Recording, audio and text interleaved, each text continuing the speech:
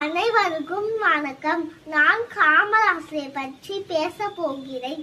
காமராசர் 1903 ஜூலை மாதம் 15 விருதுநகரில் பிறந்தார்.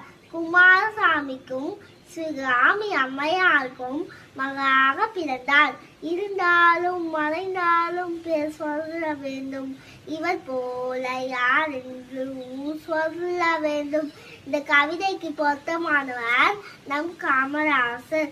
இலவச கல்வி திட்டம், மதிய உணவு திட்டம் போன்ற பல திட்டங்களை கொண்டு வந்தார். காமராசர் தமிழ்நாட்டின் முதலமைச்சராக 9ஆம் வகை பதவி வகித்தார். விருதுநகரில் வீரன், படிக்காத மேதை, கருப்பு காந்தி, கல்வி கண் திறந்தவர் நம் காமராசர். அவரை போற்றி வருகிறோம்.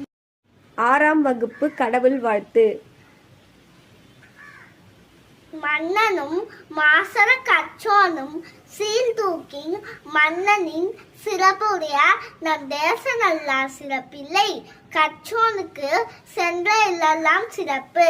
7ஆம் வகுப்பு கடவுள் வாழ்த்து.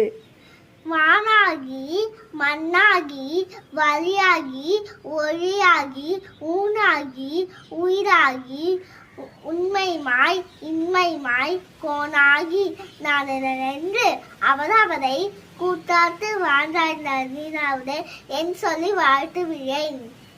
அனைவருக்கும் வணக்கம்.